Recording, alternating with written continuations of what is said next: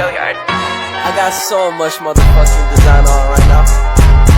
Break it down, bring it back, make it clap. I got 3 old thoughts, new guap, wear that thing. Bitches on my line, and you know they come strapped. Hold up, what it not, 45, scope it cash like whoa. How you fucking with these hoes up? Assalamualaikum warahmatullahi wabarakatuh. Perkenalkan, nama saya Sinta Permatasari dari kelas manajemen 22A dengan NPM 22411045. Saya di sini akan menjelaskan materi mengenai pengumpulan informasi dan memindai lingkungan. Yang pertama ada SWOT analisis. Analisis yang digunakan untuk mengamati lingkungan pemasaran eksternal dan internal ada 4 macam. Yang pertama ada strength, weakness, opportunity, dan yang terakhir ada threat. Tujuan analisis SWOT, strength, dan weakness untuk analisis lingkungan internal di mana dapat diketahui dengan mengevaluasi kekuatan dan kelemahan yang ada di dalam diri perusahaan tersebut. Selanjutnya ada opportunity dan threat.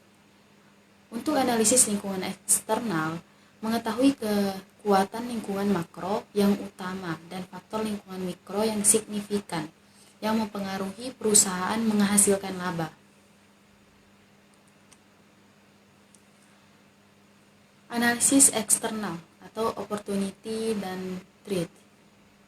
Yang pertama ada market opportunity analysis atau MOA atau yang disebut dengan analisis peluang pasar.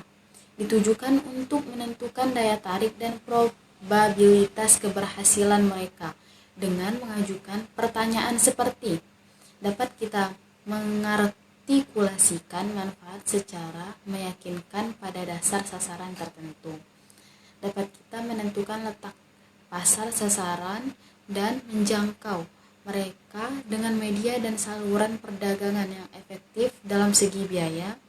Apakah perusahaan kita memiliki atau mempunyai akses terhadap kemampuan dan sumber daya penting yang kita perlukan untuk menghantarkan manfaat pada pelanggan.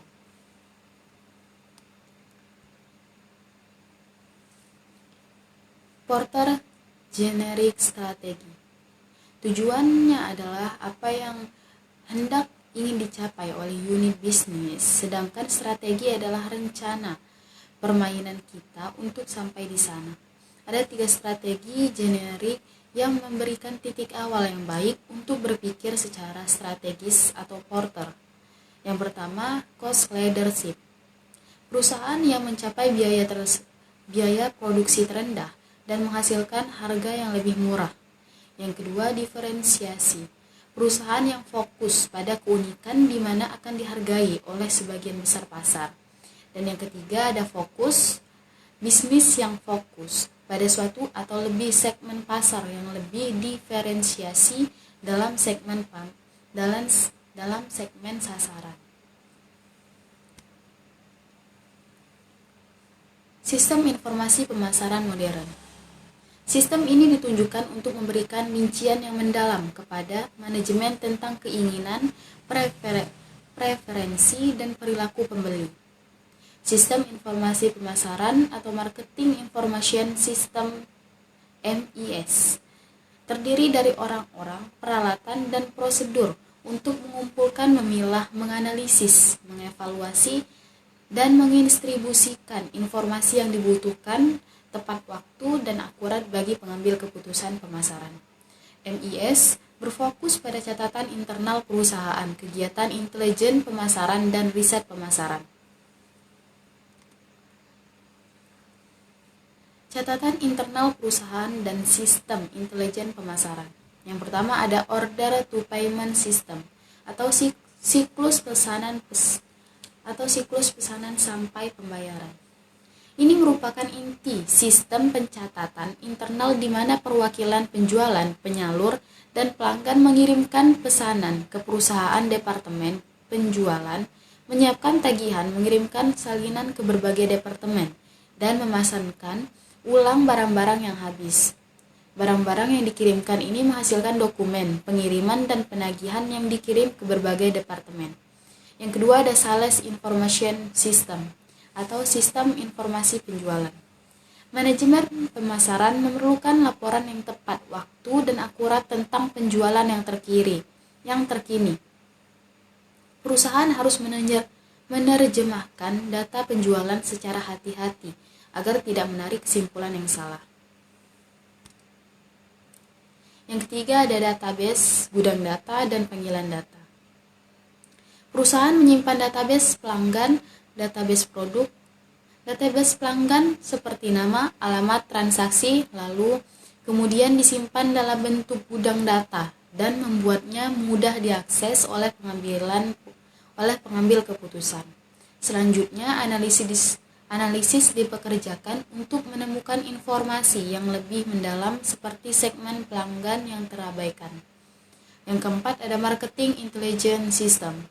Sistem intelijen pemasaran adalah kumpulan prosedur dan sumber daya yang digunakan manajer untuk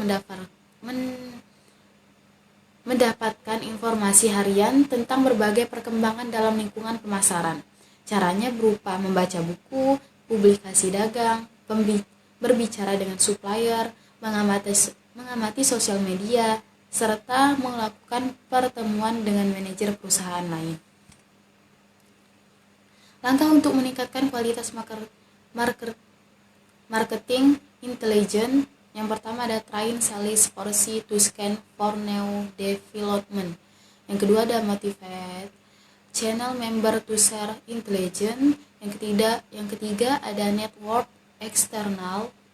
Yang keempat ada utilize customer advisory panel. Yang selanjutnya ada utilize government data resources. Selanjutnya ada purchase information, dan yang terakhir ada collect customer feedback online. Menganalisis lingkungan Marko. Yang pertama ada kebutuhan dan tren. Fad atau mode, sesuatu yang tidak dapat diperkirakan, berumur pendek dan tanpa signifikan sosial, ekonomi, dan politik. Yang kedua ada tren, arah atau urutan kejadian yang mempunyai momentum dan durabilitas. Tren lebih mudah diperkirakan dan lebih berlangsung lama daripada fad. Yang ketiga ada megatrend, perubahan besar dalam sosial, ekonomi, politik, dan teknologi yang lambat terbentuk, dan perubahan tersebut mempengaruhi kita untuk waktu yang lama 7-10 tahun. 2. Mengidentifikasi kekuatan utama tren yang membentuk landscape bisnis. Yang pertama ada profound shift in center of economic activity. Yang kedua ada increases in public sector activity. Yang ketiga ada change in customer landscape.